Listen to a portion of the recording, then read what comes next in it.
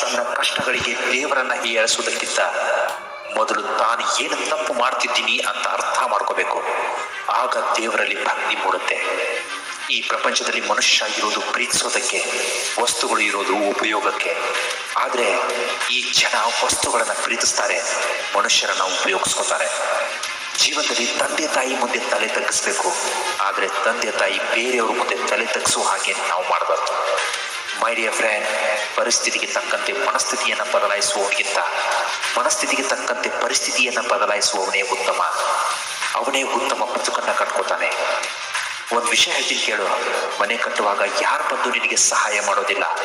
ನಂತರ ನೀನು ಮನೆ ಕಟ್ಟಿ ಗೃಹ ಪ್ರವೇಶಕ್ಕೆ ನಿನ್ನ ಮನೆಗೆ ಬಂದು ಶುಭ ಹಾರೈಸಿ ಉಡುಗೊರೆ ಕೊಡ್ತಾರೆ. ಅದೇ ರೀತಿ ಜೀವನದಲ್ಲಿ ನೀನು ಸಾಧನೆ ಮಾಡಲು ಹೊರಟಾಗ ಯಾರು ಸಹಾಯ ಮಾಡೋದಿಲ್ಲ. ನಂತರ ಗುರಿ ತಲುಪಿದ ಮೇಲೆ ಎಲ್ಲರೂ ಬಂದು ಶುಭ ಹಾರೈಸ್ತಾರೆ. ಮೈ ಡಿಯರ್ ಫ್ರೆಂಡ್, ಎಲ್ಲಿ ಬಿದ್ದೆ ಎಂದು ಯೋಚಿಸಬೇಡ, ಎಲ್ಲಿ ಎಡವಿದೆ ಎಂದು ಯೋಚನೆ ಮಾಡು.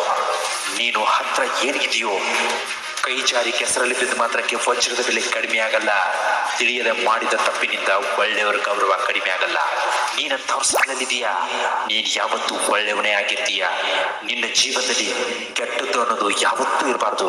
ಈಗಿನ ಕಾಲದಲ್ಲಿ ಜನ ನಿನಗೆ ಬೆಲೆ ಕೊಡೋದು ನಿನ್ನ ಒಳ್ಳೆತನ ನೋಡಿ ಅಲ್ಲ ಮೈ ಡಿಯರ್ ಫ್ರೆಂಡ್, ನಿನ್ನ ಹತ್ರ ಇರುವ ದುಡ್ಡನ್ನು ನೋಡಿ. ನೀನು ದುಡ್ಡು ಸಂಪಾದನೆ ಮಾಡಬೇಕು. ಈ ಪ್ರಪಂಚದಲ್ಲಿ ನೀನು ಕೋಟ್ಯಾಧಿಪತಿಯಾಗಿ ಬೆಳಿಬೇಕು. ಆಗ ನೋಡು, ಈ ಜಗತ್ತೇ ನಿನ್ನ ಹಿಂದೆ ಬೆನ್ನು ಹತ್ತತ್ತೆ. ನಿನ್ನ ಪರಿಸ್ಥಿತಿ ಕೆಟ್ಟಿರುವಾಗ ಸಮಯ ಮತ್ತು ದೇವರನ್ನ ಬಲವಾಗಿ ನಂಬು. ಯಾಕಂದ್ರೆ ಸಮಯಕ್ಕೆ ಕಲ್ಲಿದ್ದಲನ್ನ ಕೂಡ ವಜ್ರವನ್ನಾಗಿ ಪರಿವರ್ತಿಸುವ ಶಕ್ತಿ ಇದೆ.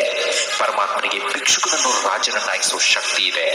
ಕಳೆದು ಹೋದ ಘಟನೆಯು ಮರಳಿ ಬರುವುದೇ, ಮುಗಿದು ಹೋದ ಸಮಯವು ಮತ್ತೆ ಬರುವುದೇ, ಆಡಿ ಹೋದ ಮಾತು ಹಿಂಪಡೆಯಲಾಗುವುದೇ ಗೆಳೆಯ.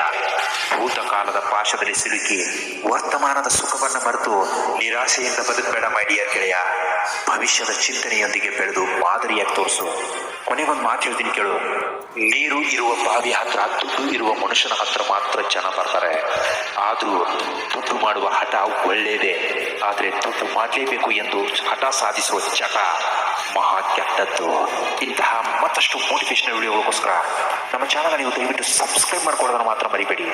ನಮಸ್ಕಾರ, ಎಲ್ರಿಗೂ ಒಳ್ಳೆಯದಾಗಲಿ.